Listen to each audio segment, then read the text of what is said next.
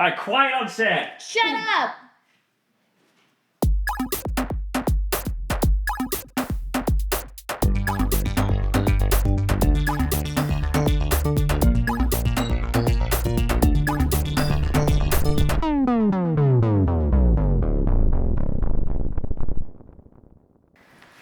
All right, so how you feeling? Wiggly. Wiggly. Is that a feeling? That's short. We can go with that. Yes. So, all right, I always start everything with so. I need to not use the word so. I use so too much. You use it so I much? use it so much, so. Yeah, that's so much. Not so much.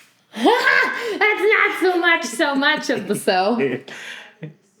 All right, so last episode we dealt with child murder by soda cans. We dealt with child murder by steamroller. Good times. We dealt with a lot of negativity. So I mean, for some. yeah, I mean, it was kind of funny seeing the soda cans kill kids, but it kind of weighs on you. And then What can you do? yeah, on top of that, we have a war in Gaza. We've got the banning of TikTok starting. We've got a new Taylor Swift record. There's just a lot of negativity going on right now.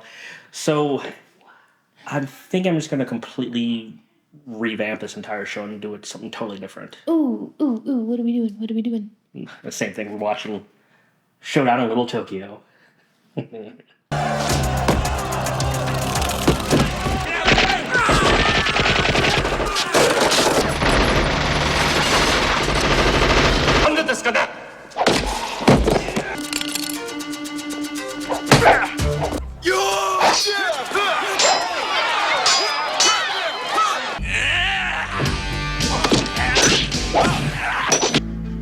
This is not the way.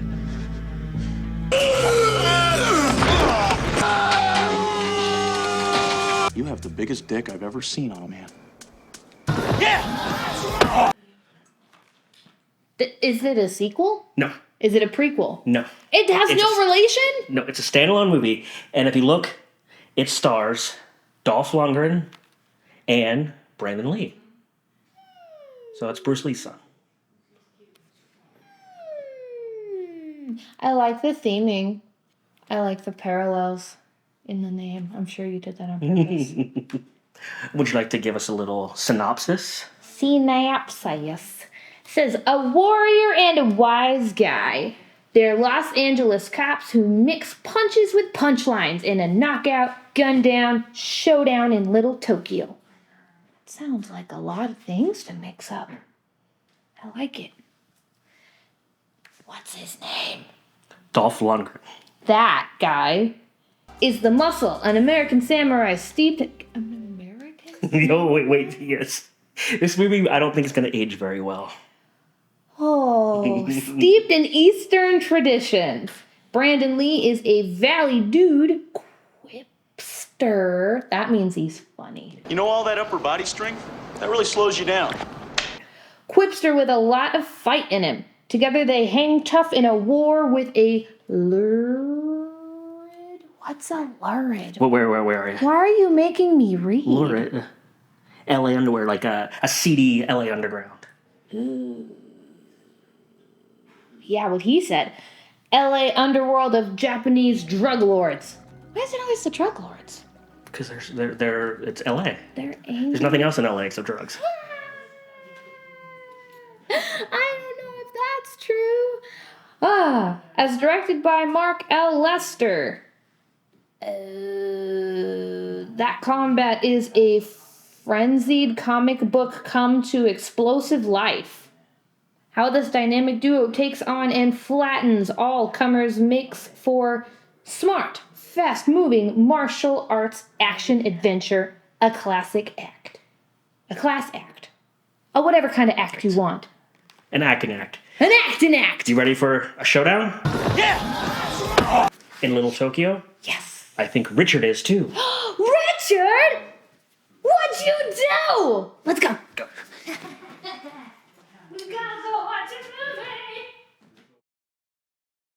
Titties! Wow, those weren't real. Titties. Not much came out. Mine just. We're ready for the second movie. We're ready for the second. Here we go. Ready for the second movie. What's the second movie? Here we go. Oh! It's called Stay Tuned with John Ritter and Pam Dauber. Oh my God, I don't know that I've seen this movie.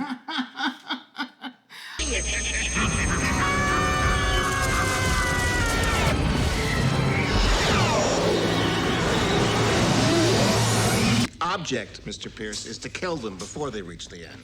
You're on. Statistic hidden videos? Not fake. It's not fake. Run for your life, Helen. My doctor was right. Donuts will be the death of me. I'm taking over your business.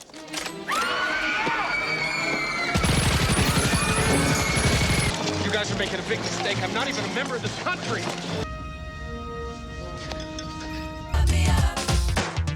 How come he dresses like a woman?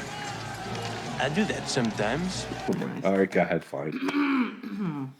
Couch Potato Roy Nabel, who is John Ritter, has entered a new dimension in TV viewing on the other side of the screen. If he survives, he can return home. I'm not that old. If he survives, he can return home. If not, like a show with no audience, he's canceled for good. The satellite dish Roy just bought on a free trial offer has sucked him and wife Helen, who is Pam Dauber, into a hilariously bizarre teleworld. The Nabels zap through episodes of Dwayne's Underworld HTV, Northern Overexposure, Underworld Wrestling Foundation, and an animated RoboCat supervised by Chuck Jones. Wow. And more, all programmed by devilish exec Jeffrey Jones, demonically directed by Peter Hyams. The End of Days. Stay tuned as a sublime spoofery. Spoofery. Spoofery. It's a spoofery. You can bet your remote on it. Take my remote. Out of here. I feel like I've seen it, but like in the periphery of like when HBO first came out, maybe it was in heavy rotation, kind of in that same thing as like what was the other movie that was on all the time? Romancing the Stone. I feel they were all in like the same sort of heavy HBO thing. Yeah. Well, But- I'm excited for the WWF in this. I mean, I'm excited for Pam Dauber. Nanu. yeah. John Ritter! John Ritter. I mean, they're on a Wheel of Death right on the cover, so you Yeah. know it's going to be good. So it's got John Ritter. I've never seen this movie. Yeah, I forget way too much stuff. But with that being said, first movie. The first movie I picked to force you to watch was Showdown in Little Tokyo. Not to be confused with Big Trouble in Little China.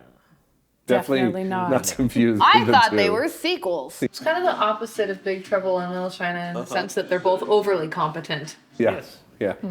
Yeah. Two Well, totally different countries. well, somebody I guess else- they take place in LA, but yeah. I thought you were going to say in Asia. somebody also thought the actor's name was Dolphin. It's Dolphin, okay? Dolphin Lundgren. He's Dolphin. I forgot Dolphin Lundgren's in Dolphin it. Lundgren was starring in it, so that's how she knew. I still wish that I could do a dolphin noise. I'll edit it. Just open your mouth. The I'll edit end was it. good. The beginning was sheep. The end was dolphin. We got there. So it's dolphin sheep. There was like amateurs. Well, yeah, give us your best dolphin noise. Oh, the soundtrack's available on cassette and CD. Thank Wow. goodness. So I'm gonna have to look for that. Yeah. Because that guitar track during the sex scene.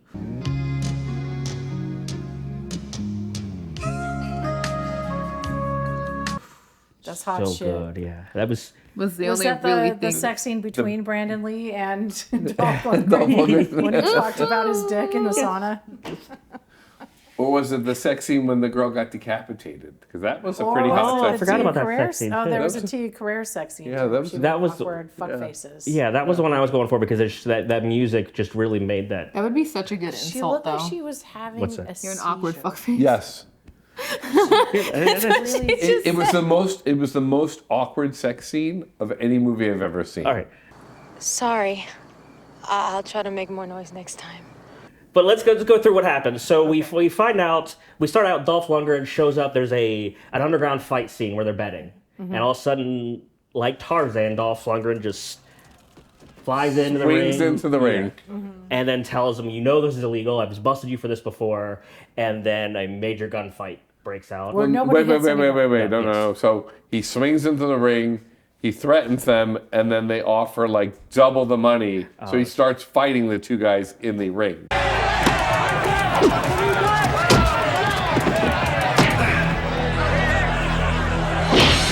Yeah. That's right, because the guy's like, I'll take the new guy. Right. That's a good bet. See, that's the thing. A little homage to Thunderdome, I think, just a little bit. Yeah. All right, that's fair. That's fair. There's little segments of writing in this movie that I think are good. Yeah. There's stuff in here that, again, we discussed before, like, there are movies that are saved in the edit. Star Wars is a notorious one. The original Star Wars was saved in the edit because it was a terrible movie. The editor came in and she just completely redid the movie and made it great. This one, the opposite. This one was ruined in the editing. The fight scenes were cut together really awkward. The dialogue scene, the one we point out, what was going on with that dialogue scene? The pace is so. I was saying crazy pace. Like the acting's actually not that bad. It's the edit that makes the pace that's terrible. Yeah. They were in the street. He was outside the, investigating the death of the blonde girl, and he was interrogating her in the club. Yeah. Oh yeah. And it was like bloop bloop bloop bloop bloop bloop bloop gone. Look, I shouldn't be talking to you. When'd you last see her?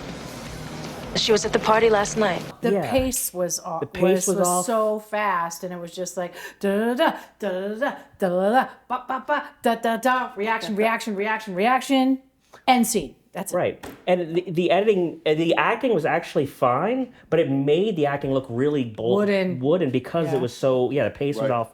The pace was off. And I really think this movie was ruined because there are little segments between those two that were good. And I think they had chemistry, but the editing just removed all that chemistry to where it seemed like they had none. The chemistry was like lukewarm. I don't think they were that fond of each other. But like, I want to know what's up. Because despite myself, I like you. I mean, given this is further in the movie, but until he saw like the other guy's penis, and then it's right at that part when they're in that scene, like the part where the guys come in and he kills the first ones, and Brandon Lee looks back, he's like, it's like a video game. There's the first wave. You ready for the second one? It's like one of those video games. You just defeated the first wave. You have moments when you're truly an asshole. It was fun, and there was feeble attempts at like the catchphrase and the what did we say? Formulaic. I think it was very formulaic, and you could even see the formulaic from every movie out of the time. The buddy cop movie, the switcheroo kind of thing, where the Asian guy is the white European guy, and the Asian guy has no knowledge on Rising Sun did that with Wesley Snipes. Right. And that was a Michael Crichton book. Yep. But Marauder, how come you don't know a goddamn thing about your own culture? My culture? Listen, champ. I was raised in the valley. Even to the point that there are plot points that are identical to Lethal Weapon. Yeah. When they think they're dead. Who said it first? Like, I'm too old for this shit. Yeah. But the part where they think they get killed in the compactor, and then they're in the car, and they're fake. They're like, "Oh, we're going to take advantage of them," not knowing. That was a plot point in Lethal Weapon when Mel Gibson gets shot. And Star Wars, because he's like, "Let's just be dead for a while. They'll never see us coming." We're going to enjoy being dead for a while. Trust me. They'll be surprised when we show up. I don't think Dolph Lundgren needs any more lines than he already had in that movie. The fact that he, even with his thick accent, carried He-Man was there's some actors know that they shouldn't talk a lot and they're better with their face and emotions and physicality. Right. And people are going to disagree with me, but Keanu Reeves is one of those where he doesn't need to talk. Like Arnold Schwarzenegger doesn't need to talk. Dolph Lundgren does not need to talk. No, I mean he's 6'5", built like a god. Yeah. Why does he need to talk? You don't need. just sweaty and He's a 6'5" His god dick is? with a massive he is. dick. Just in case we get killed, I wanted to tell you, you have the biggest dick I've ever seen on a man. Thanks. So was Sylvester Stallone standing on an apple box through the entire Rocky IV movie? No, he wanted to be small for that. I agree See, with we don't you, even though. know their names. That's how little they talk. It's directed by the guy that did Commando, so that kind of makes sense how it's just Formulaic. formulaic, just like lots of like. Remember Commando? There's a whole gun battle at the end where Arnold's just standing out in the middle of a field, just shooting, and everyone's shooting automatic weapons. It's the same thing. Like, Nobody gets hit. Yeah, I mean, I guess Dolph Nobody Lundgren gets gets shot in the shoulder and then fights with a sword. Well, he says it goes all the way through. He gets shot here, and then it's here, and then it's here, and then it's here. And I'm like, dude, that's where your lungs are? Yeah, you that moved are like 3 times. asphyxiating and drowning in your own blood, my guy. Well, he got that's- shot. He said it went all the way through, but there was nothing on his back. It was like, well, it went through the first layer of skin. oh, it's first. That's what it was. I agree with you though. I don't think Brandon Lee and Dolph Lundgren had the chemistry on stage. I felt like it was forced. I feel like it was a little awkward, a little forced. Fuck you. You know, especially like their first fight scene in that little restaurant. You know, where they kind of start to fight each other. It's just I feel like it was forced. Should I read him his rights? Sure, if it makes you feel any better. I don't think he's conscious. Yeah, I think they did. I just think it was edited out. It was just edited in such a way that you could see that. I think this was more serious movie with some comedy like Lethal Weapon, more of a serious buddy cop movie with some jokes in it. And I think in editing, they're like, oh no, let's take the seriousness out and just try to push the jokes. In between cooking cycles, you're supposed to baste us. That's right, you fucking idiots. Yeah. And that's why there's so little going on, because they just cut all the meat out to try to keep jokes going. Out of the frying pan and boned up the ass with a red hot poker. Did anybody get nervous when Brandon Lee was getting shot at, or was that just me? Oh. He was like right there, like he was full target. Like that it's was too terrifying. soon. It was so scary. You don't Every do that. time somebody pointed the gun at her, she was like, "No, Stop doing that. I can't watch it again." Yeah. We've all been through that already. It's fucking sad. It is. was really. It's too soon. Too soon. Too soon. How many decades has it been? You're right. And oh fuck! Wait, sorry. Before we, at the end of the fight scene when he jumps over the car, I just got to point that out. That The was, getaway, that was a good where aim. they're gonna run him down. There's And he's that like, side. "What do I do?" Yeah. And I just jump really high, and, and he clears the car. I mean, Well, that was establishing Dominance. Yeah. this is establishing his just his badasserousness. badassery. Yeah. Asserousness. Yes. Sorry. That's like gravital. Or whatever that other word you said that was cool. Gravitas. I need that word in my life more. That was sanctioning his godlike ability. Yes. And he could just, and the ground lowered as He's he like, could, I was He-Man, and I can jump Right. over it. Right. My actions have to match my physique. Right. Yeah. Godlike. Right. Godlike. That's correct. By the power of Yeah. Grayskull. Yeah. My actions have to match my penis size. Huge. I can have a huge like dong and jump over this car And jump- at right. the same time. That's Exactly, why I have right. athletic thighs. I could do it. Yes. I was gonna say he probably pole vaulted over the car. You have the biggest dick I've ever seen on a man. I mean, that's how, we know that's how he got out of the compactor. Yeah, it didn't show arms or hands really. There wasn't most. Well, he It was something bashing it, and it wasn't a leg. It could have been. He was wearing a Brandon white Lee. shirt when he was in the car. Oh so. my god! That stuff made me Right. nuts. So before we get there, There's like 4 of those. so he starts the fight with the Yakuza for trying to muscle money out. Right. And during the fight, Brandon Lee just happens to walk by and sees the fight and just sees this Greek god-like man beating these guys up and tries to intervene. And then at the end of the fight, they both realize, after they get shot at, that they're both... And shoot at each other. Yeah, shoot at each other. They fight each other and then shoot at each other and then realize that they're both cops. And not only they're cops, they're actually partners. That's how bromances start in these late 80s, early 90s movies. You're Kenner? Mm-hmm. Nelson sent me. I'm your new partner. Oh, really? So the guy, basically, they interrogate. We learn there that Dolph speaks Japanese. Yeah.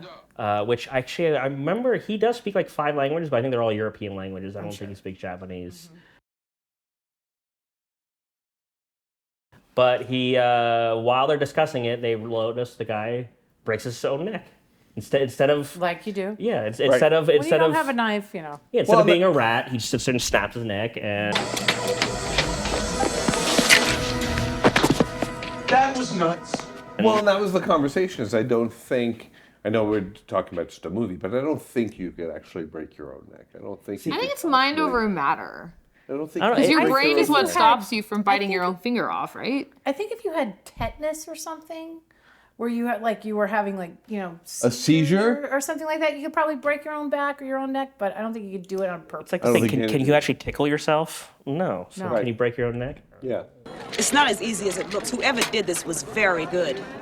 So she's smoking drugs, and they bring her into the office, and she's like, "Let me work it off," and she starts taking off his clothes, and then he looks like he's gonna with 15 guys around her.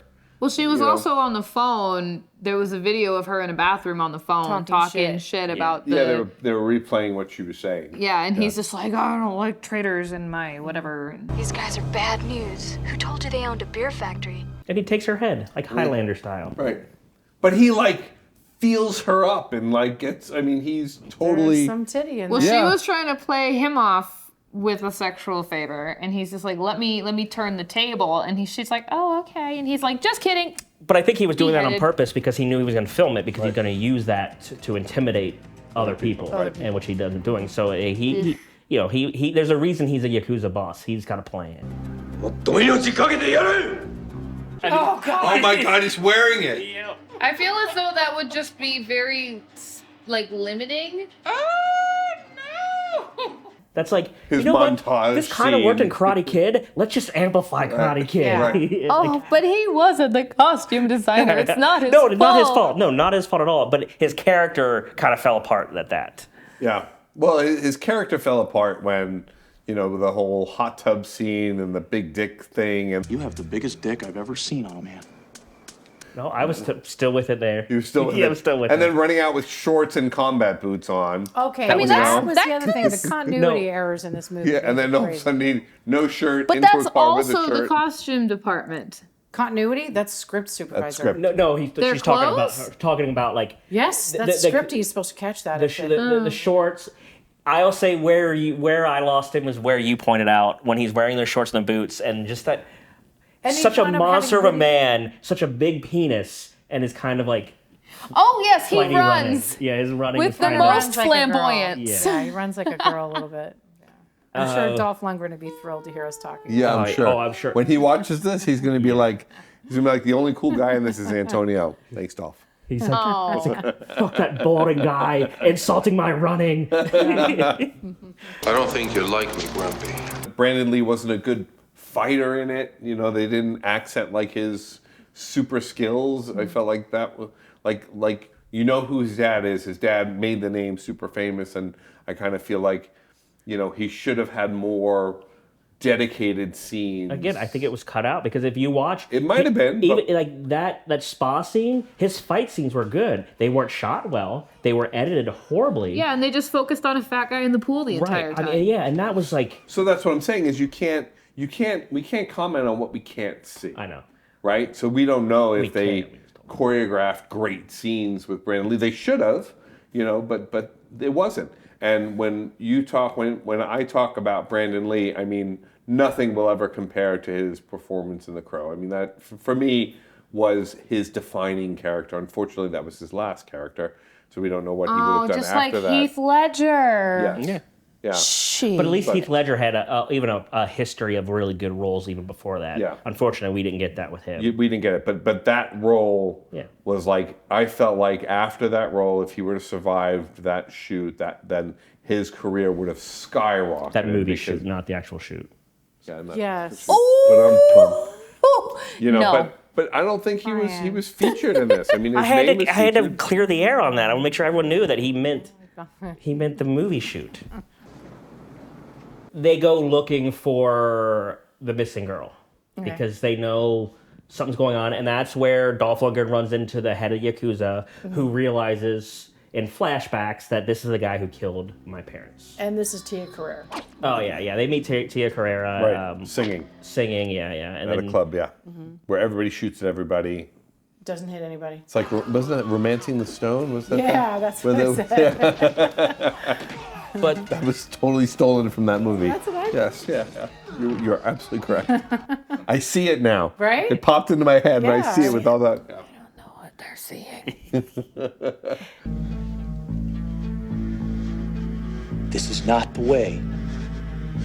He realizes that this is the guy who killed his family and all that, and that's where all the guns get pointed at Brandon Lee. That's where you kind of like, stop. Yeah, because like there were like 10 guns on him, and he had, like, it was kind of fun.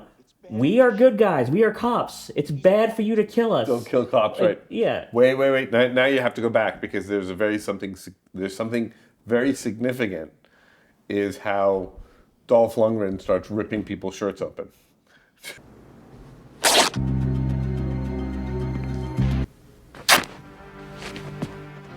Oh, yeah. Ripping everybody's shirts open. Because that's a tattoo reveal Right. thing. Yeah, Right. like but it seems like Dolph's like greeting everybody. He's like, hey. Yeah. You are Hey. not bigger than me. Yeah, Good. yeah. You can live. I mean, that's like a handshake where he's. I mean, I don't know about you, but like shirts don't rip very easy, and like it's not like he's just unbuttoning them. And you hear Only him if you're rip. in Magic Mike. Yeah, I was thinking about it. And I was like, nah, it's gonna zipper all the way down. yeah, it's gonna be awkward. it's just it's gonna be me going, oh, Yeah. stop.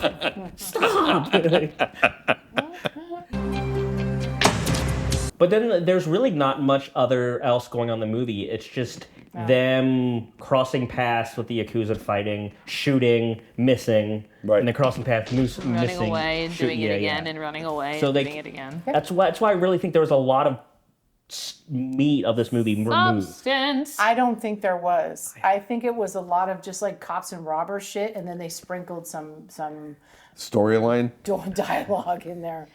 I was think gonna 'cause say that seems to some be sexual frustration. Yeah, that seems to be like action movies as a whole. They're just like, well, we're gonna save the girl, we're gonna get the money, we're gonna rob the bank, we're gonna do the thing, and then they just sprinkle some drama. in. Yeah, because Well, the girl's the prize, right? So.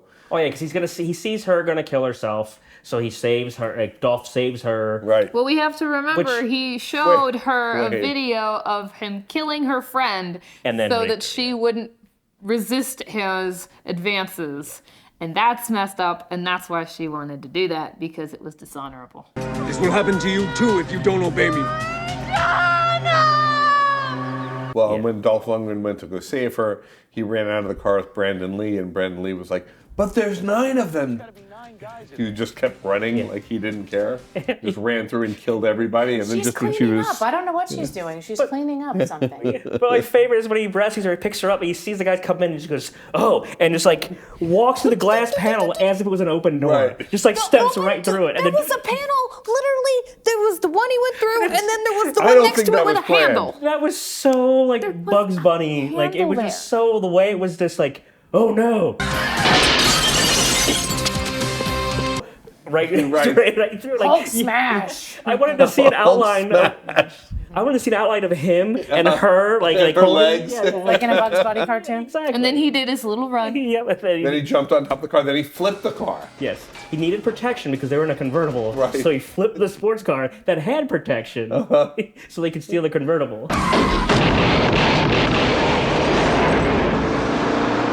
But he takes her back to the house, and it's like, "Oh, I'm sorry, it's not much." And I said, "This huge property with yeah. really I built it pretty, myself. and then I built it myself." Yeah. And that's why they pull the John Wick and burn his house down. And he just goes, Right. you know, basically you killed my puppy, Right. but now it's Yeah. you burnt my Which- house that which- I built down. Yeah, which I made the comment. I was like, I wonder if Keanu Reeves used this as Yeah. like inspiration for John Wick, because that would be funny. Wait, so let's get into that. So now the girl, what was her name? The lead actress, Tia Carrere. Tia Carrere, that she had a body double because Dolph is sitting in the hot tub. Terrible wig. It was this afro. It was this afro that was this big. Or it could have been like You know? her real hair. It could. But, The girl but who was in if it. you notice, though, as soon as she got into the tub, She went they had her underneath. go underneath someone. They cut back to Tia And then Carrere. her hair was Her hair was perfect. slicked back. Yeah, Perfect. they're new like, oh, that hair's. They had no choice when they were in bed together. Right. And the hair was just like. Yeah, yeah. Yeah. I know. It's like if you could get like, I saw you get in the hot tub naked. Is there no way to like calm a double like? There absolutely 1,000% is. Right, like I do it every day. Yeah, but remember the crash test dummy. Yeah, that too. But I'm just like that was a full mannequin head in the car getting squished. Do you really think they care about how the hair looks? I have made wigs for dummies to go in the car to match like the actor's hair. I'm pretty sure he was still screaming. Like they kept the audio from the original recording and then they clipped it over the mannequin just sitting in the car ready to die. And nobody saw it. Nobody saw it during editing. Nobody was like about poofy hair. Remember, they probably thought this movie's just going straight to VHS. So you probably wouldn't see it on VHS. They're like, no, it's too late. Fuck it. But I mean, that just all they had to do was like. No, they don't care. Nope, too late. They just could have went down to the Halloween store. We don't have any money left to do some pickups. We have no money to do pickup shots. We can't crush another car. We've already crushed too many. Nope. You just go down there and buy a William Shatner mask and put it on the dummy's head. Nope. Done. Don't have money for that. Nope, we're not doing that. Hate to see him die that way. He crushes me. And are we talking about the hot tub still? Yeah, we're going to the hot tub where Brandon Lee says to him, he says she's. Dolph Lundgren walks in and says she's afraid. He said, I saw you get into the hot tub naked. I'd be afraid too. Was that like the world's biggest insult or the world's biggest compliment? I saw you strip down for that hot tub. I'd be frightened too. Dolph Lundgren was in Kindergarten Cop 2. He took over Schwarzenegger's role in Kindergarten Cop 2. No way. Starring Dolph Lundgren. That's how the kindergarten teacher rolls. And Bill Bellamy. Kindergarten Cop 2. The editing is so I just also feel like a good part of that is due to the fact that a white guy was pretending to be Asian and an Asian guy was pretending to be white. I think that made it really difficult for them to have any sort of character cohesion. Their characters themselves were forced. The white guy spoke every Asian language. And then that guy's like, my dad owned a dry cleaner or whatever the heck he said. Right. And he was white. And he said I'm from the Valley. Mom decided for a Japanese identity I should study the martial arts. They took formulas from a bunch of different things, and that was a formulaic one. They just kind of worked in there. I mean, they were doing all that stuff, like the fish out of water kind of reversal roles. I mean, it's very formulaic. I was raised in Japan. Did you have to do that flower arranging stuff? Well, that's where he basically after the spa scene, they have the really, huge one of the gunfight. Well, before that, probably the best sex scene ever put on film. Oh, That time, I heard you coming. I mean, so well done. I thought I already said that was the worst sex scene ever. I think you did. I did, right? It might have been the longest sex scene, too. It felt really long. Yeah. Yeah, it felt really long. It was satire. It was painful to watch. Woo. And then she lays next to him and he just kind of laughs. You know, I would have she's laughed making too, these weird... honestly, with what was going on. But obviously Tia Carrere didn't mind jumping on Dolph Lundgren and hopping up and down for 5 seconds. I wouldn't mind jumping on Dolph Lundgren for 5, 10 Obviously, seconds. because you've been talking about his dick Dolph. a whole lot. You have the biggest dick I've ever seen on a man. This is just a bad movie. I got nothing else to say. Smash like and subscribe. Yeah, that's all getting edited. I'm out. Peace. Fuck you. I mean, if you're a director and like you have Bruce Lee's son come on set and you have that stunt crew that they had in this movie, I guarantee the director had very little input on a lot of that. Well, yeah, because in that sense, like they're saying, okay, we're going to point the camera this way, we're going to point the camera this way, so everything is really coordinated. And then all of a sudden, you have to have 2 people talking to each other or humping each other, and all of that is lost because it just becomes this awkward moment. Because now that's why there's no chemistry, because they're more interested in the action of the movie and all the stunts and everything, and they don't give a shit about, there's some titties in it, but they don't give a shit about the romance part. Right. So they had to save minor action. Like I know this is totally made up, and I know it's not true, but that fight scene in the spa could have been so good, but they did so much underwater.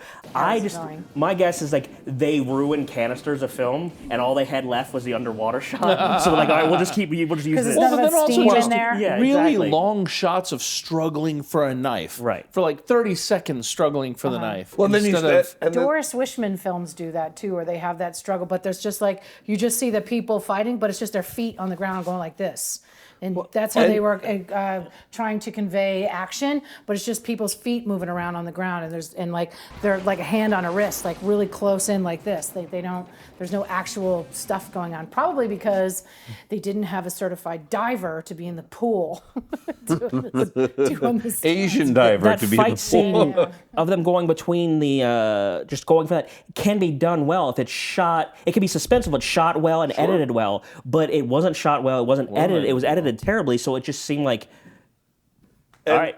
And it really looked like a few of the stunt guys fell incorrectly. Yeah. It looked like some people actually really did get hurt. Oh, yeah, there was that one guy. There was a really like 2 or 3 impressive stunt where a guy got thrown and he hit his back and fell into the pool. Yeah. I thought that, to me, That's that what looked like said. it was on purpose. It looked like the fall was choreographed that way. It looked like it hurt, but it was good.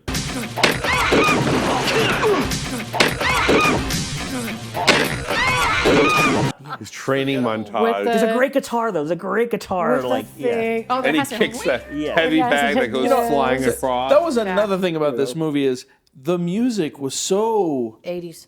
But also poorly placed. It was thoroughly 80s music, but it reminded me of the kind of stock music you would get in movies in the 60s and 70s, where people were still trying to figure out like what musical vibe goes well with intensity, what goes well with a driving scene, what goes well with trying to investigate something, and they're just playing like big band music. Right. So this was just like, we're just gonna play like 80s.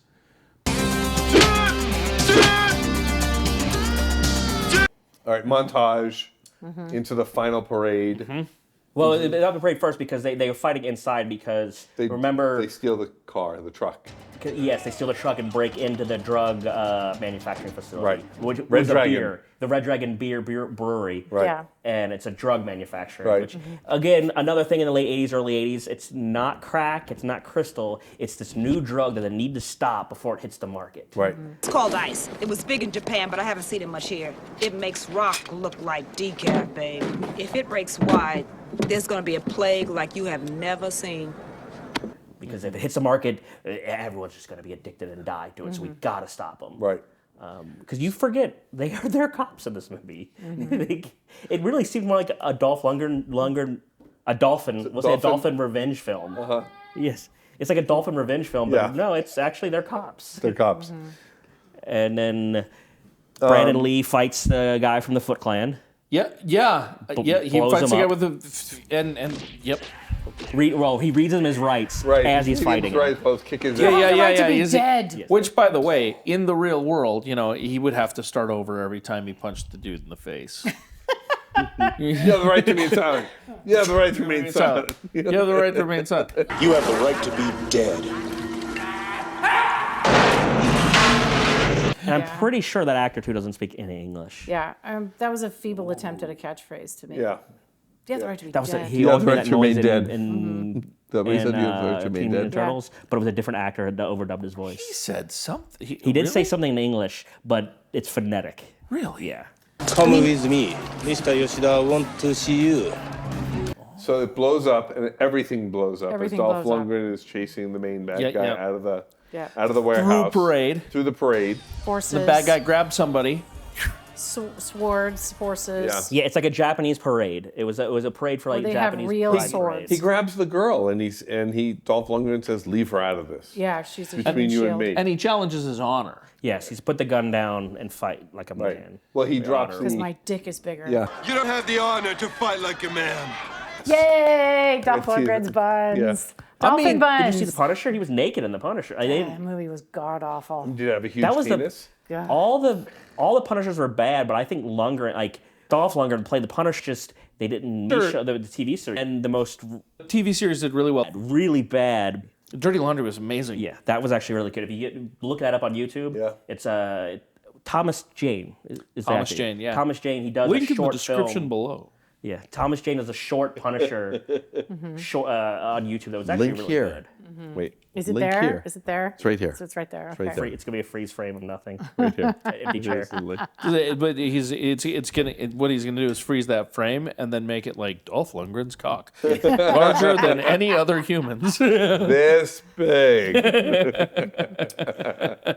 So we'll go back. So he stabs and kills the bad guy. Puts him on the pinwheel. Throws him somehow across the parade onto a big wheel. And then nails him to the giant Yeah. Well, but before he does that, he's got the sword running through, and the sword's going up at this angle, but coming out at this angle, and then he throws him, and then he sticks to the firework board and like starts spinning around, and everybody's Listen, Richard, it's a good movie. It was just bad editing. Well, yeah, because I know the cinematographer was probably pissed because when the fireworks go off, all the smoke just completely covers the whole thing. You can't see it. You can't see anything. And then the whole thing explodes. This is what Actually, happens. the props guys were probably upset because they went to all the trouble of making this amazing corpse that was going to like melt and there'd be blood. Bones. And this wheel that And was you really don't- spinning. you Which get is to what see any happens of when it. you let stunt coordinators direct. But everybody's just like, yay, he's burning. And then he's spinning around and he's like, because he's on fire. And everybody's like, yay. And then they all bow. They all bow at the end. They all bow to Dolph Lundgren. That was, as he's walking, a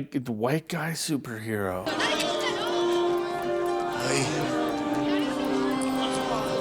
As I said, that's the Cultural appropriation. That's the most racist thing that happened. That in was my, the white savior thing that Yeah. was kind of cringy for me. That's why I said that was the one thing that.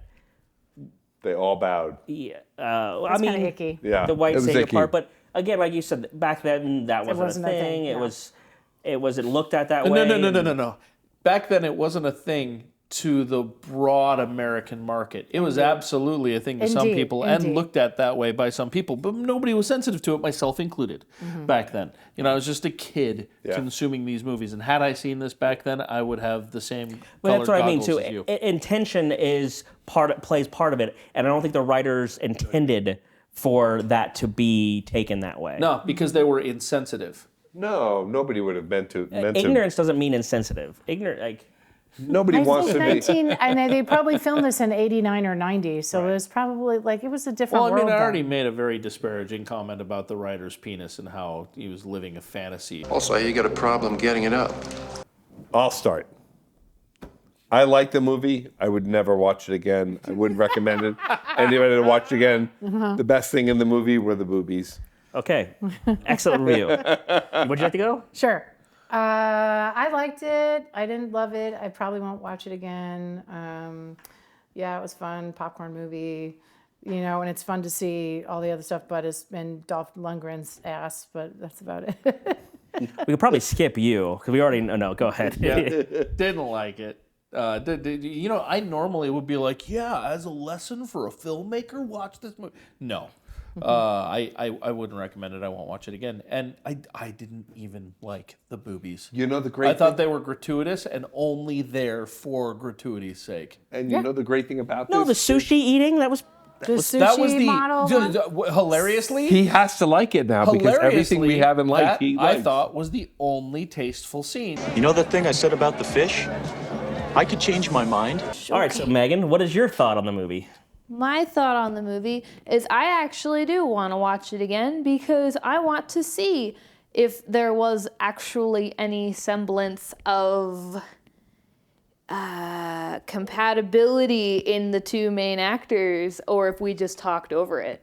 Right. Like, I genuinely want to see if it was really just as Here you go, Megan. It's all yours. deflated and stale as they believe it to be. And I also, but contextually, I might not think that if You I wanna were watch it to in actually quiet? absorb it all. Okay. All right, excellent. All right. That's a great answer, honest answer. My answer is going to be, I thought this was better than I remembered. I Wow. enjoyed this movie. I thought it was fun. Obviously. I do recommend this movie. I do think I'm going to stick with the fact that I think there was a different version in it that has been removed because the editing was that bad. Like, usually bad editing, you know something, but you can't see it. This was so bad that it was obvious bad editing. You know, you got a fixation, pal. That's a very rarity for me, I think. Usually it's like, there's something off about this. This was like, oh, that editing is just bad. Right. So I really think there was something. They lost film canisters. They cut massive amounts out. They did re-edits. Something really ruined this movie. Oof.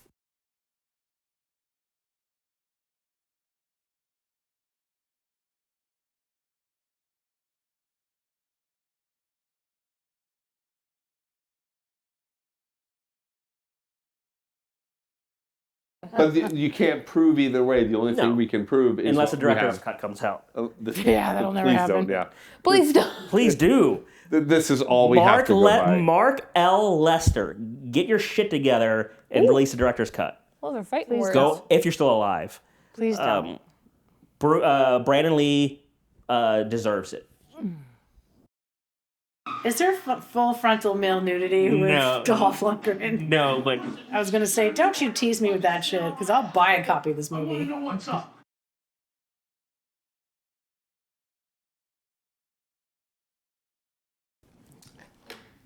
Okay, I'm gonna pick this one. I think what Debra had said earlier was correct. I think this one was on HBO a lot. That's probably where I saw it on one of the free previews, because this was probably a thing.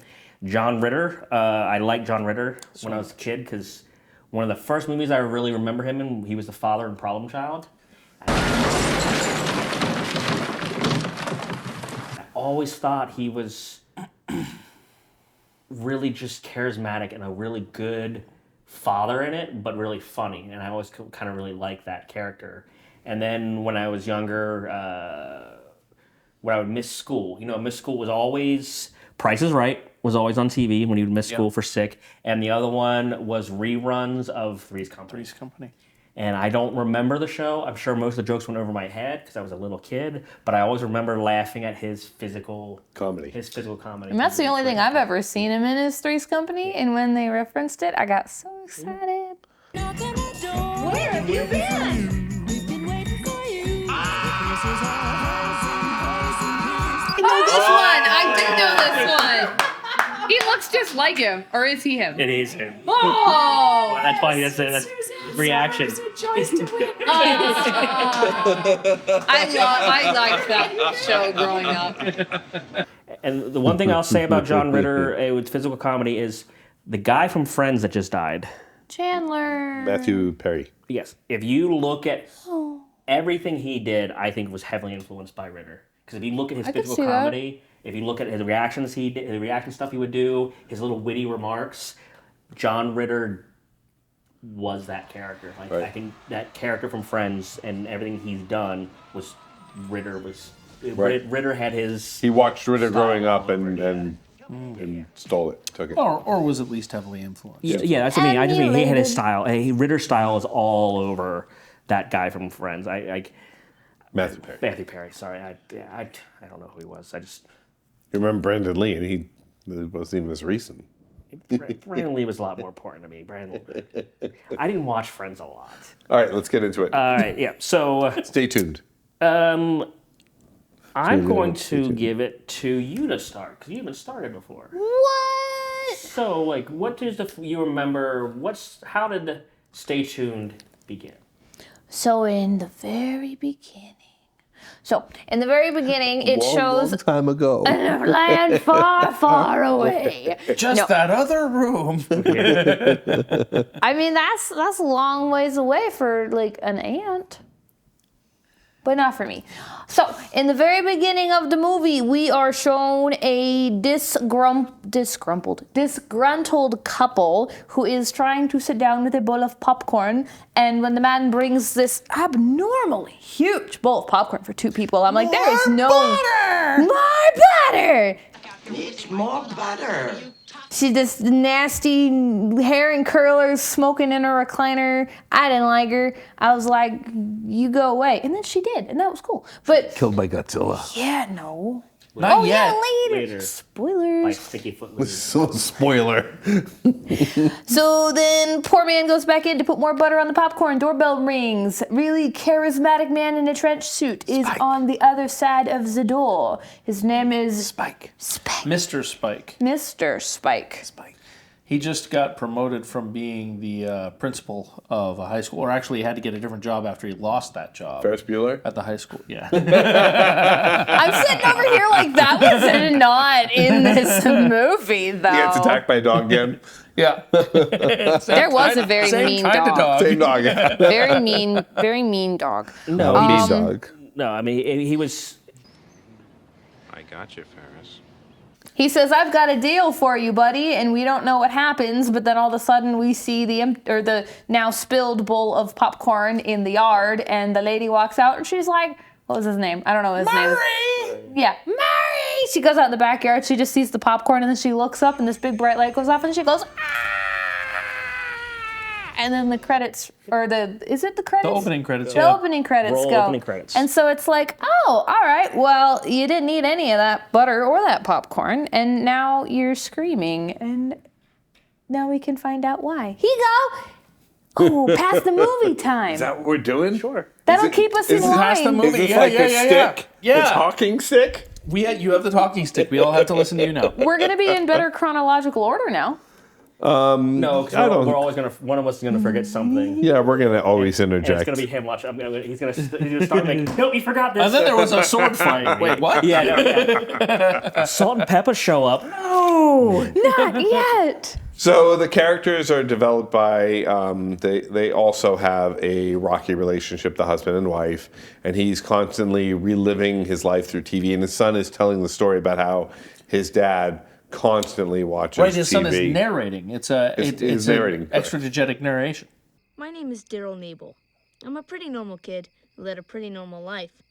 Until that night. Yeah. And, Extra energetic narration. Yeah, that too. Yeah.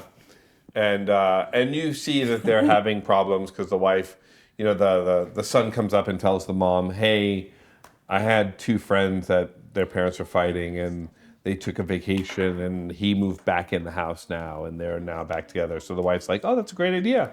And she tries to tell him, hey, let's take a vacation. And he's not interested. He's really just interested in watching TV. Let's go away. Okay, honey, you go ahead. I'll be there in 4 minutes and 16 seconds. We're Yeah, because he's not even listening to her. He's not even listening, not paying attention at all. What did he say? He said the average human watches 7 hours of TV a day. Yeah. There's two people who watch none, and my dad takes their time. Takes their time. Yeah. I thought it was a really fun way of saying that.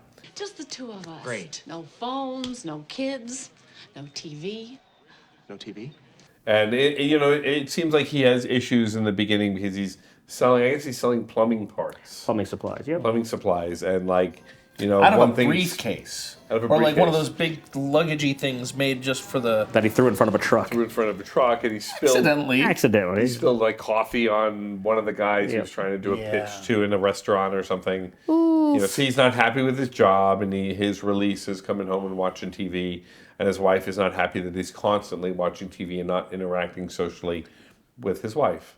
Or really anyone in the or family. anybody else, yeah. Is it me? Yes. No. And Mr. Spike shows up at his front door. Uh-oh. After she leaves and he's at the house alone. Oh, yeah, no, wait, she threw a Did big she old leave- fit No, and no, broke so the she's TV. packing. She All right. Huh.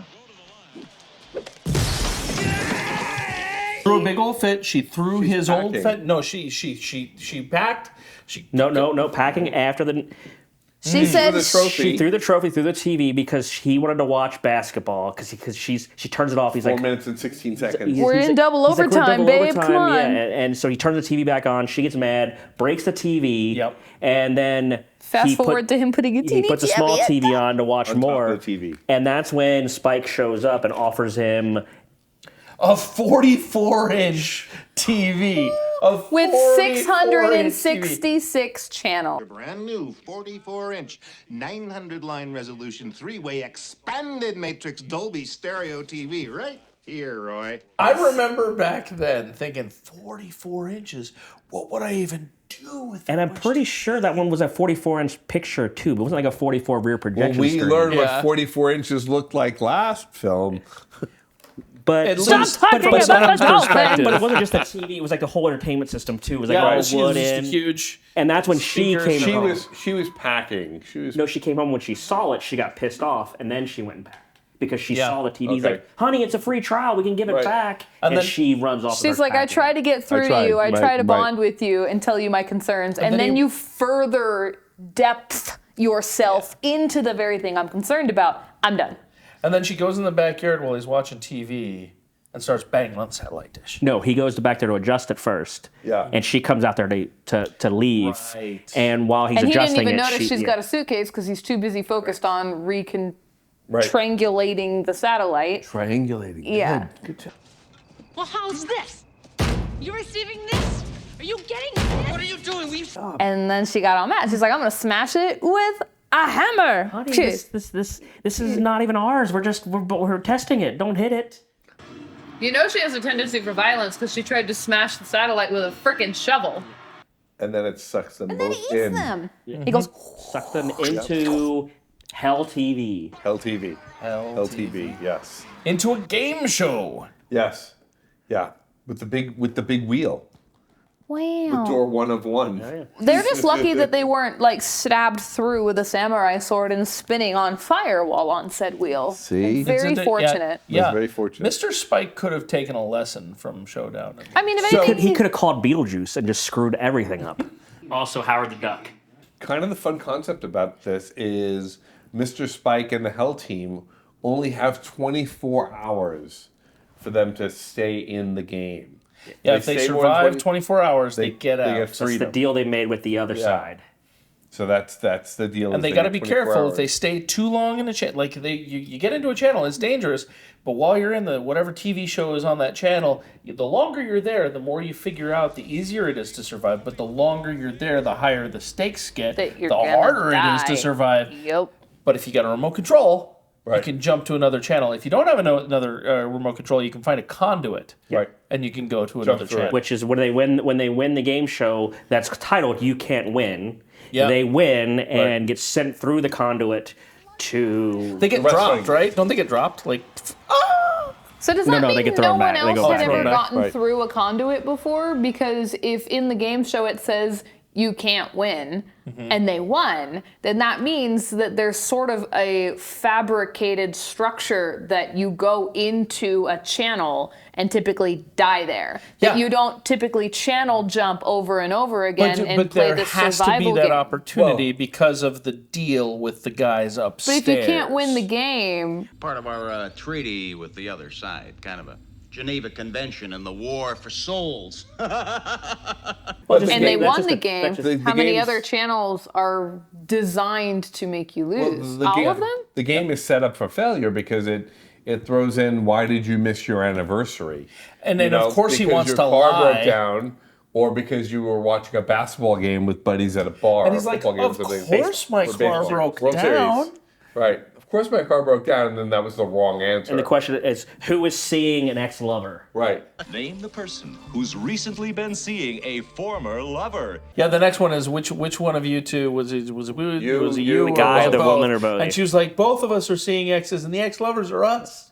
Yep. So they won the game, then They thrown won the into game. wrestling. Right. So before we go too much farther, I also want to point out throughout this entire film, very much unlike the thing that bothered me the most about the previous film, is this is not a damsel in distress. She actually saves them more She's often than probably not. the hero, She's a powerhouse. Mork, like the ridiculousness she had to deal with Mork and Mindy, really taught this woman how to survive some shenanigans. Well, she was prepared.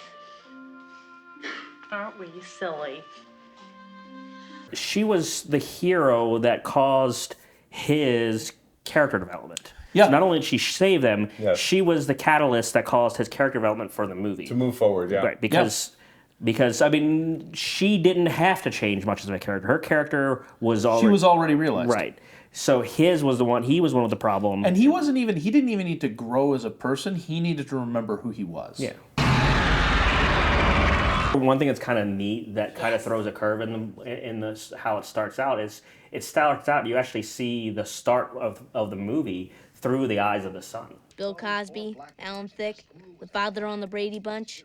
My dad watched all of them. Because the son does the narration. He's explaining the relationship. Right. He's explaining who his father is. He's explaining the rift between the mother and father.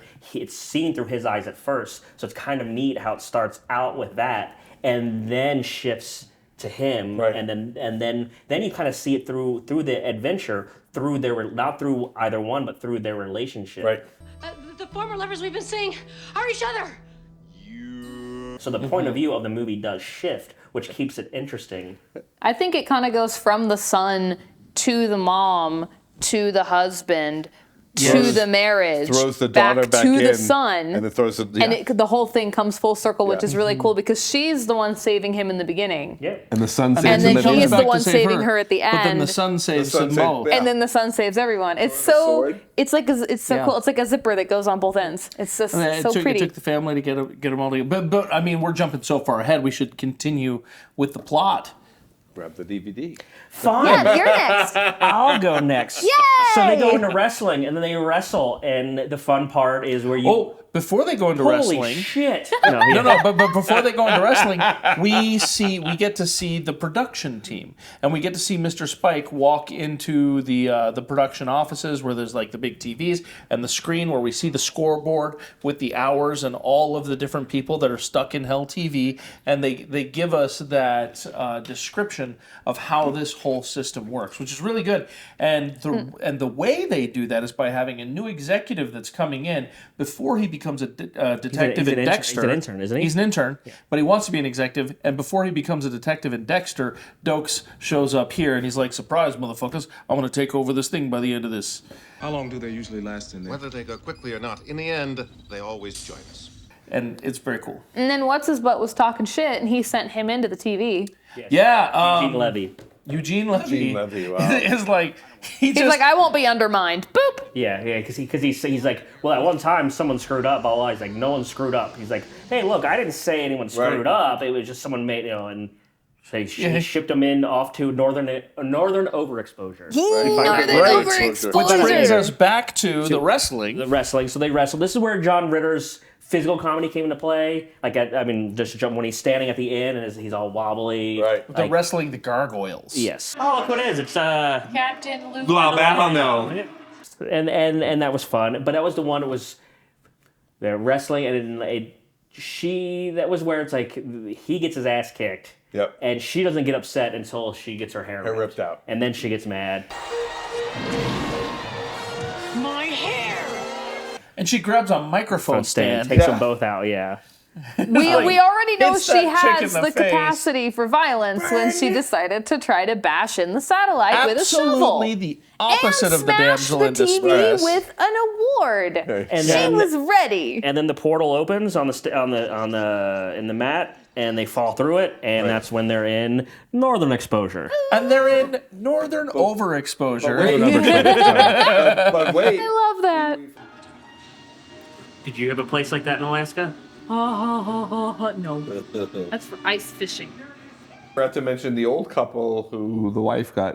She got stepped on by the Godzilla. 50-ton stinky-footed lizard. Yes, the couple originally who had their discrepancy with Was it the popcorn. Sidon bombs? Sidon bombs, yep. It was something. There wasn't enough Yeah, butter. because it was back when your house, you had your name written on your house. Yeah. Because when they went to the Sidon bombs, Or was said- it the Freed bombs? No, it was the Sidon bombs. Sidon bombs? Yeah.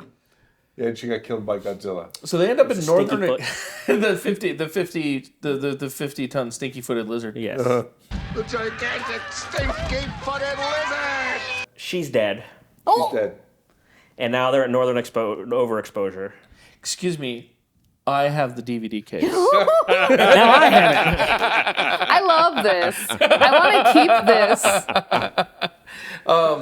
They're northern overexposure, and there's somebody just digging away in the snow frantically. Dolph Lundgren's got a huge penis. Oh, back to the dolphin penis.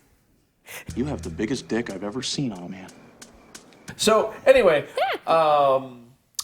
They see somebody digging away the snow, and he's like, "You get away from here! This is my what was it called? Not a corridor, a conduit. This is my conduit." And he's like, "Oh, it's you guys," because it's Eugene Levy, one of the guys from. They don't know who he is yet, but he knows exactly who they are, and he calls them by name. And they're like, "Who are you?" And then the wolves came. And they had to run into this little hut right after they found the conduit, yeah. but they needed to make the hole wider so they could get into it. And there's no time because the wolves showed up, and they run into this little shack in the middle of nowhere. Eugene Levy brings them up to speed like, "Hey, you're in Hell TV. You just got to survive 24 hours. If you can do that, you can get out of here because the guy's upstairs." He talks about heaven. That's the thing. There's got to be a way for people to get out.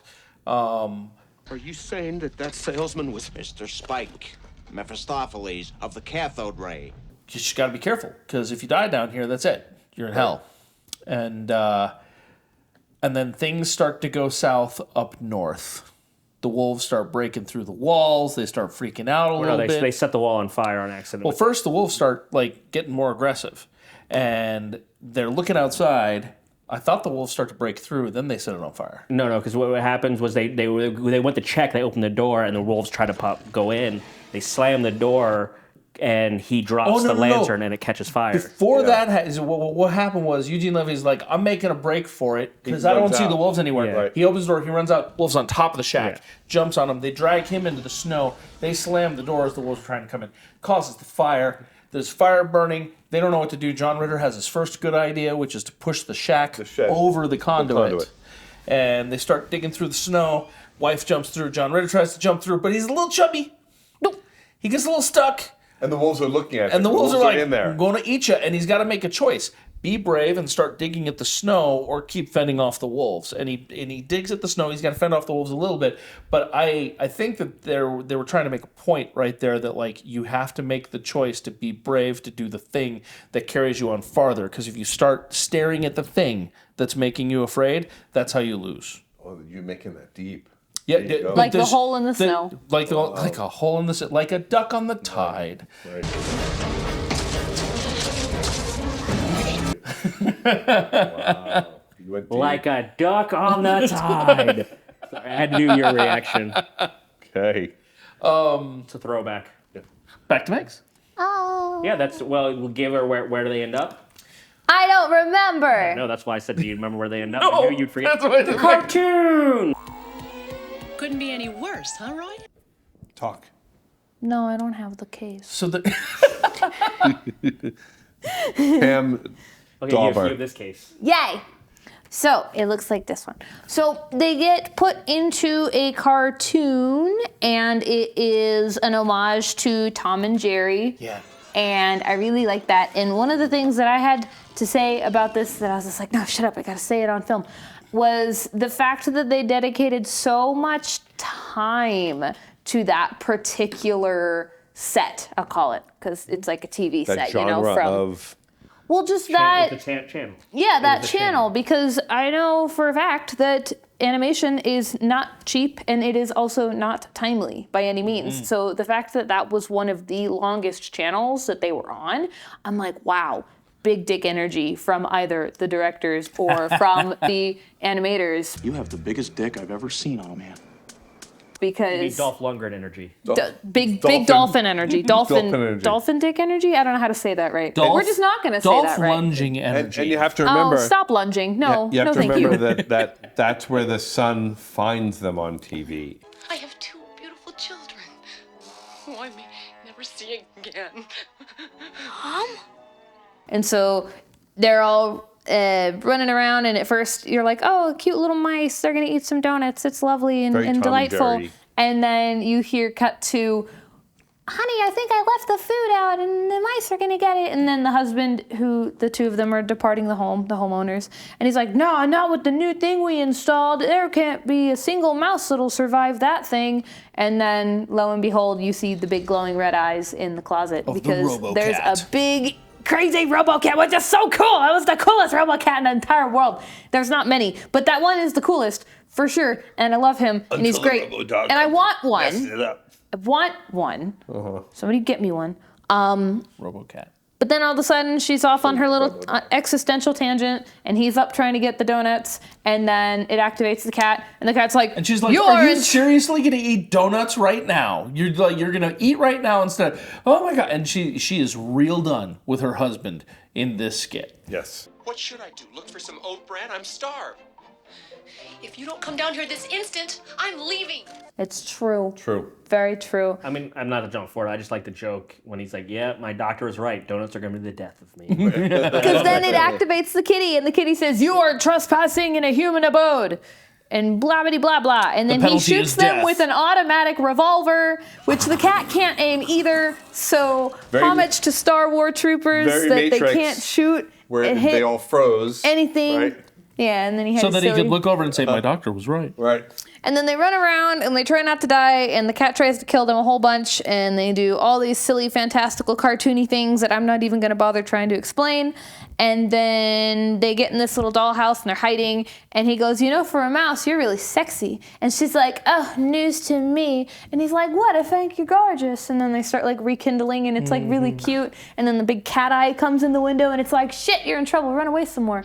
And then... And while all this is going on is when the son is now trying to convince his sister that their parents who's having a sleepover hangout party with her friends, and she's like, "Stop bothering." Yeah, because the note that was left on the fridge by the mom saying, "I'm leaving you," was found by the kids, and they misinterpreted it, and they took it as they went away for the weekend, and the kids all excited. Yay, they're doing what I said. They're going on a vacation. This is going to fix their marriage.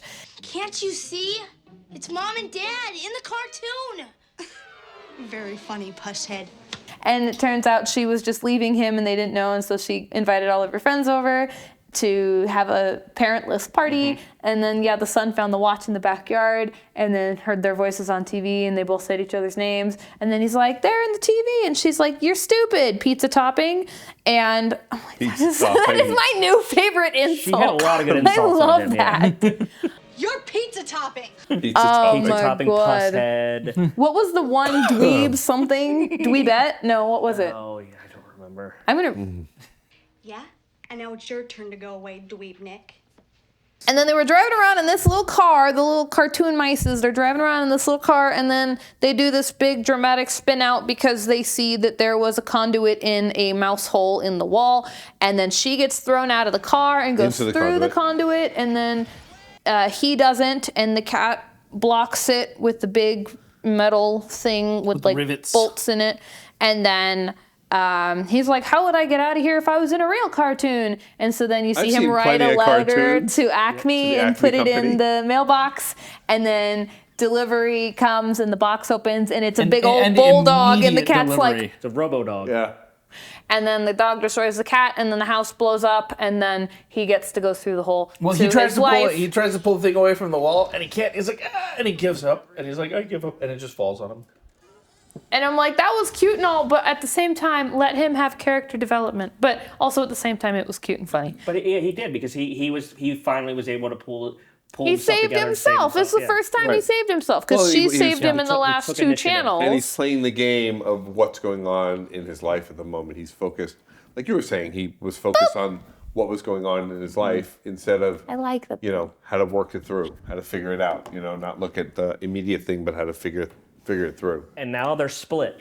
So she ends up in the black and white era. Yep. And he ends up Dwayne's Underworld. Dwayne's Underworld. It's party time! It's excellent! Dwayne's Underworld. Oh boy, I'm glad I passed it for this one.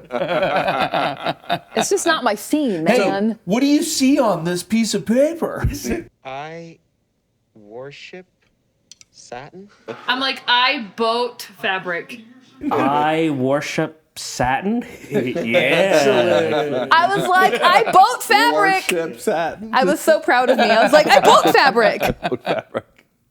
Oh man, and Dwayne and I'm sorry. It's all good talk. It's, No. I'm not. He will, but let me get it going. You can come in. I got you. Okay. So he ends up in Dwayne's Underworld. Right now, take it over. 2 words in, enough. Exactly. Which is actually pretty awesome, because they really set it up like, Wayne's World. Wayne's World. Yeah, it was a wonderful this was reproduction, and all the people in the audience were zombies. You know, it was really great. And then they did the extreme close-ups, and then they went to do like the poker. Well, but the reason they did the extreme close-ups was because they looked at a Playboy magazine and they were like, "Your wife is really hot," and then they opened another page, it was like, "Your daughter has delectable pom-poms," or something like that. And he's like, "Whoa, and your daughter's pom-poms—they're delectable too, man." "You creeps!" Pom-poms. Yeah, that was essential. Yeah, they were talking about the minors' earrings. Right. Mm-hmm. They weren't saying that they had a nude picture of this underage girl. That's what they were saying. No, because when we cut back to the family, she's a cheerleader because they were cheering, so they were talking about her cheerleading. Nevertheless, it was suggestive. And he freaked out a little bit. Right. Very funny, pusshead. And that's when they did the extreme close-up cam. And then they did with the hot poker. And Red he hot hit poker in the eye cam. Yeah. And it burned off his Burned the restraints.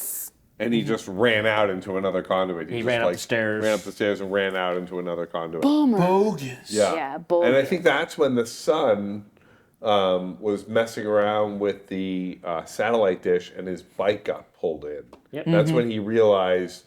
And he finds his dad's watch. And he finds the watch, and he's like, "I got a what?" And the satellite dish is like, beep, beep, or mom's watch, and they beep, boop, boop, beep, boop, boop, and he's trying to ride away on the bike. Right. And my favorite scene in the whole movie, when the back tire comes up, but somehow he's still generating enough force to stay away, and then the bike gets sucked in. Right, he's holding on the post. Bike gets sucked in. If you look real close, you can see the hands of somebody holding the kid up.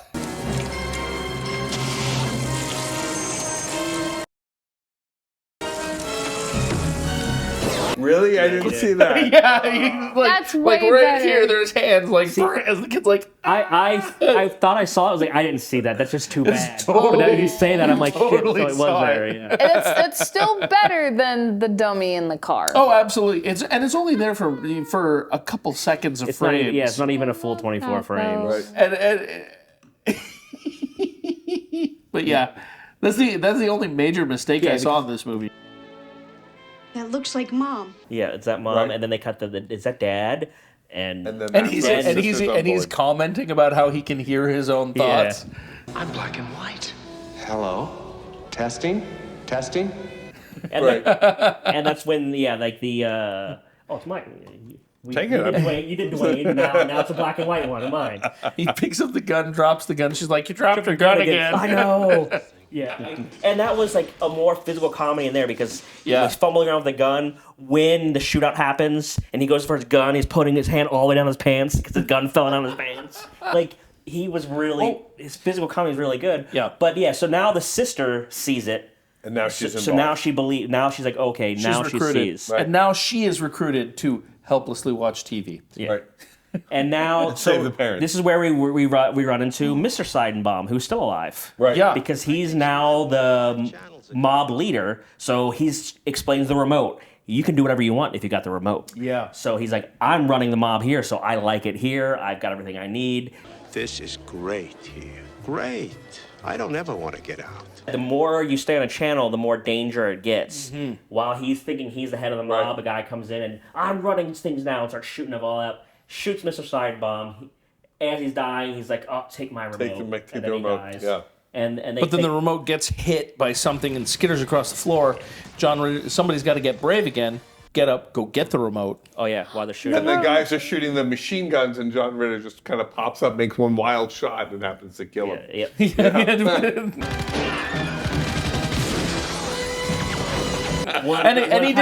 did one wild shot, but then you see like 9 squibs go off on the wall behind the guy. So it was fun. And he gets the remote and gets to his wife, and they move on to I don't remember which channel. Okay, ready?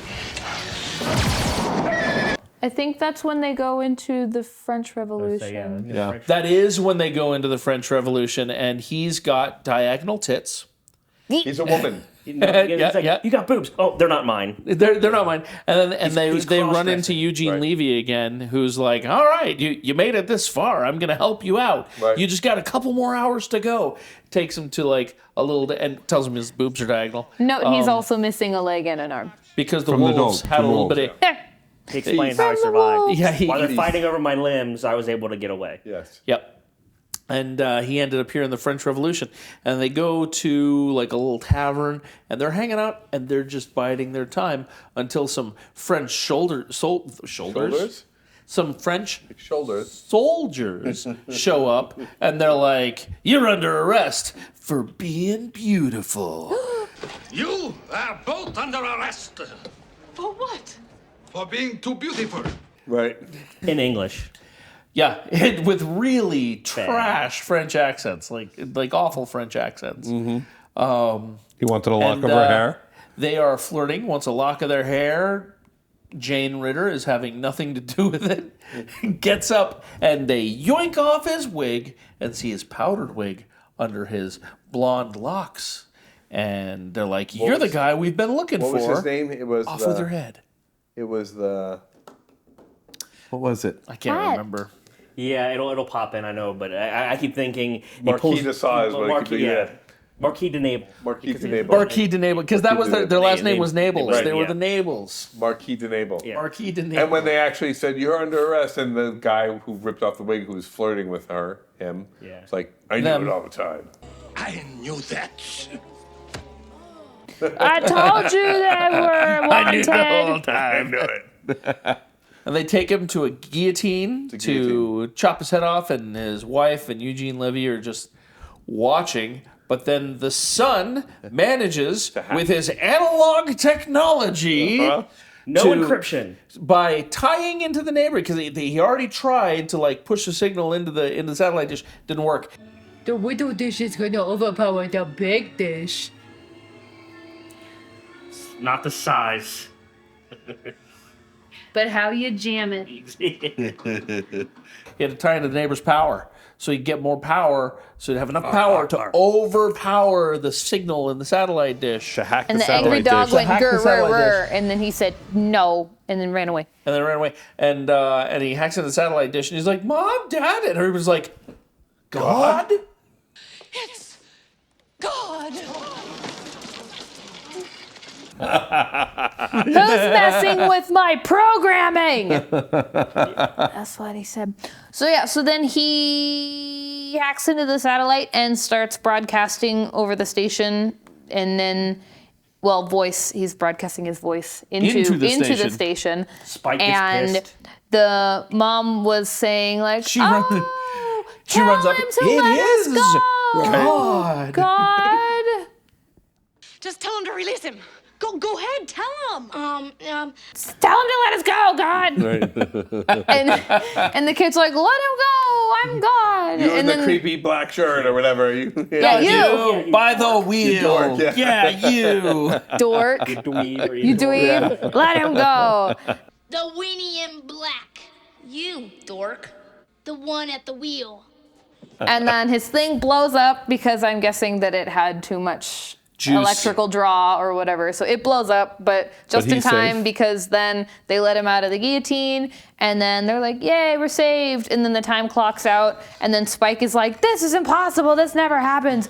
And then the lady walks in who's like his secretary and she goes, "Actually, sir, you only had one of the one contract. You only had one contract signed, so technically you only have to let him go. You can keep the girl." And then he kisses her and he goes, "For being ugly, you've got a lot of good ideas." Therefore, the contract can only be for one person. You took two.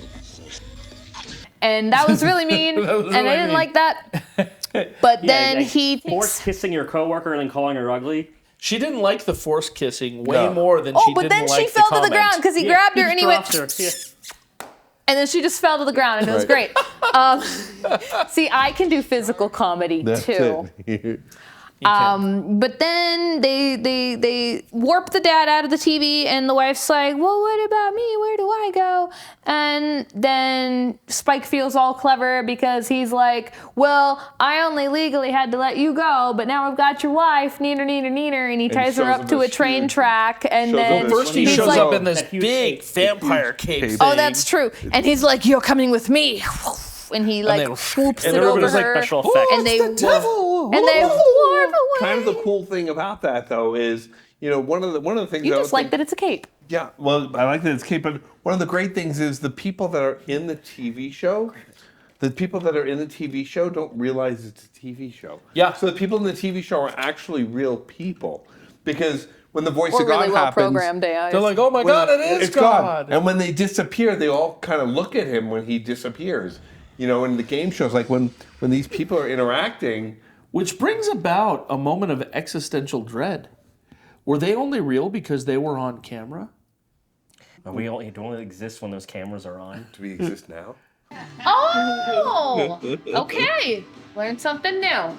Because we missed something really cool, which What? makes this really fun, and where the creativity came from. We didn't go into when they first get the channel and John Ritter, Roy, is flipping through the channels of the satanic programming. Oh, that's so fun. Yeah. You have 3 Men and Rosemary's Baby. I'm on TV. Find out tonight on Autopsies of the Rich and Famous. Complains about everything and freezes to death. Coming this fall, 30-something to life. The Silencer of the Lamb. It's Meet the Manson. the fun that was, and then that leads to later where they are fighting towards the end when they're fighting, they're going through different channels. Right. That's where that also comes in, because now instead of just you have all the satanic programming, then the shows that they're on, and then you speed it up again by them going through, ending up on different shows. Where our driver dummy has the benefit of both a seatbelt and an airbag, while the other dummy has neither one. Neither one? I'm having fun. Everybody having fun. That's fun, and that was like, if we talk about remaking shows, that would be fun, because there's so I want to many help with the things. puns. Yes. So she's tied to the tracks, and Spike is taunting Roy to come back because he won, so he's freed.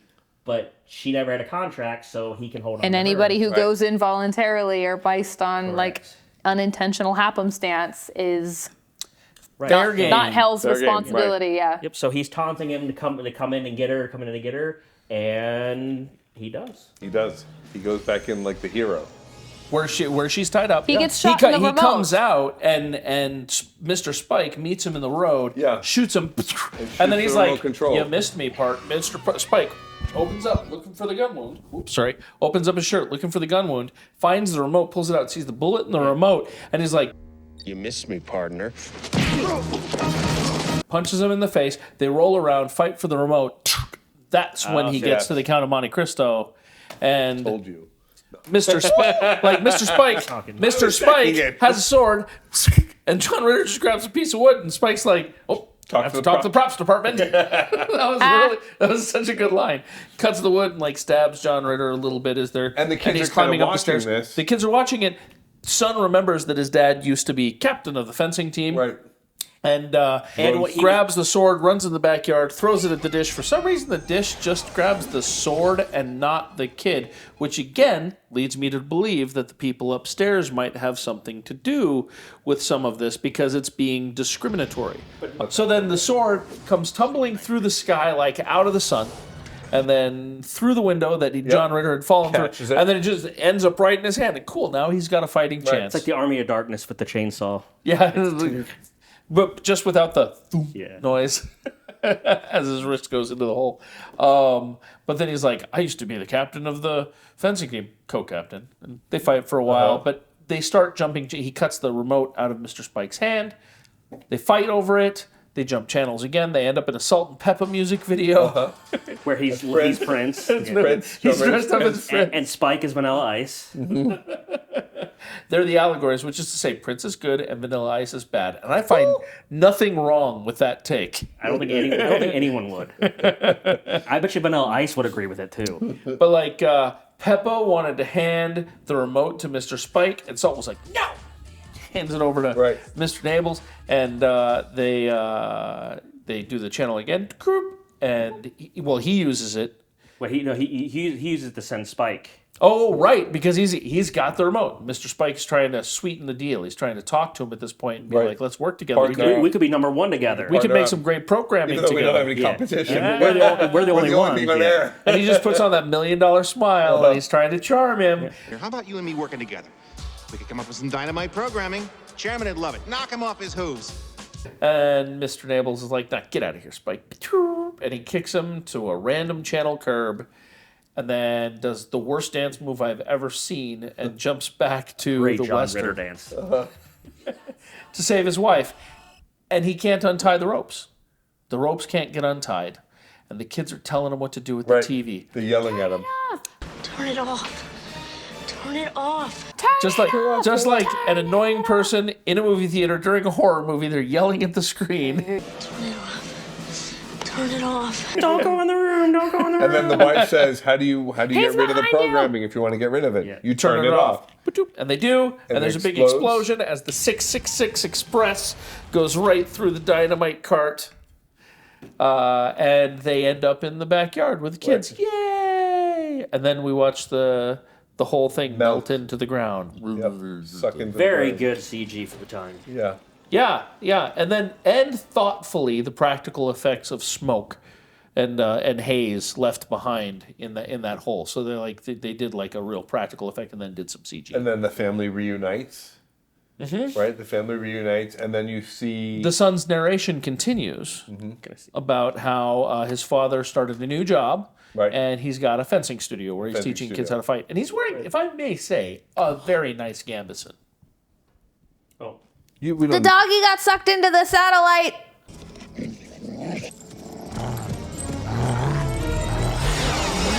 Before it melted into the ground. That's a Ferris Bueller He gets thing, mad though. at the kids for letting the dog in the yard. Oh, that's right. He gets sucked away, and then he's like, double allowance. Yeah, he's like, whoever left the gate open is grounded for 2 weeks. And then the dog guy- gets sucked in, and he's like, whoever let the dog, you scratch that, whoever let the gate open, double your allowance. And then it goes back to the scene where he was back in the fencing scene. Spike is Right, and he's hanging holding from on a to the- chandelier, and the dog's barking at him. And then the guy who lost his Eugene leg and Levy. arm to the wolves, he's like, "Good to see you again, sir. I'm kidding, you suck." And then he chops down the chandelier and he falls and I guess gets eaten by the dog, which is like cool, I guess, way to represent Rottweilers. But But you've never seen Ferris Bueller's Day Off. yes, I have. He got killed by the same dog. that messed him up in Ferris Bueller's Days Off. Dog's looking for revenge. I always like a cohesive theme. Oh, that's funny. Well, we brought it up with Brandon Lee's death later. John Ritter also had passed away. He had a heart. Did? He had a heart issue. He actually had a really hit TV show, TV sitcom going on with the girl from Big Bang Theory, the main girl. Mm-hmm. He played her daughter. And She played He his played daughter. her daughter. Oh, he played With her his daughter, diagonal boobs. Yes, exactly. Well, but during in one of the seasons, he passed away. He had an unknown heart issue. Right. And he That was sad when he he died died. very young, fairly young. I mean, I think he was I only in don't his like that. mid-40s, early 50s maybe. 50s. You have boobs. Oh, they're not mine. Should I point out something really negative, or do we want to keep it positive? You should point it out and decide later. Well, you Yeah. brought it up. All right. Well, Jeffrey Jones, who played Spike, also his career is done because he's a problematic human. Yes. What happened with Oof. The next item we have for you on the Home Shoplifting channel. The narration of the son comes back, and he says, the family were happy, and his dad got a new job. He opened up a fencing school. And he started a new job. I guess you could call us a pretty normal family. Yep. It's so charming. Yeah, he's teaching kids how to fence. Yes, and it was a neat little touch where teaching kids how to stab child predators. Like, protect yourself from From Mr. the devil. Spike. From the devil. But it's really neat where he's fighting, and then she does this move, and he's like, She turns her Where'd back you on learn that him. move? She does the thing that happens in every Hollywood yeah. sword fight that is the worst thing ever. And I feel like the stunt coordinator was like, we need to throw this in there. Right. Just And he's for like, fun. "Don't believe everything you watch." He says the don't watch too much TV, Don't get watch you in TV. trouble. Yeah. I saw it on TV somewhere, some old movie. Take my advice, kiddo. Don't watch too much TV. It can get you into trouble. But instead of saying "What the hell" or reacting, Yeah. he takes his helmet off. He says, "What on earth was that?" Like it wasn't accusatory. It wasn't. It was really gentle. And she's like, I learned it on TV. He's like, don't watch too much TV. And then I just have to say one thing. It ends on a freeze frame. Yes! Freeze frame ending.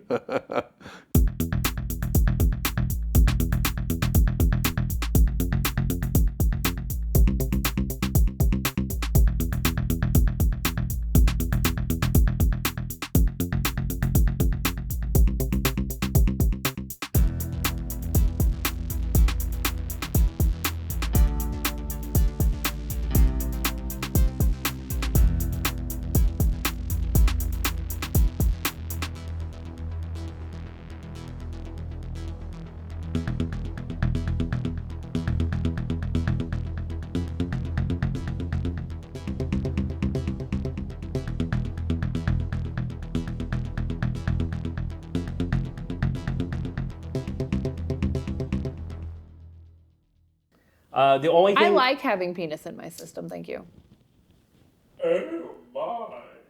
that might stay in.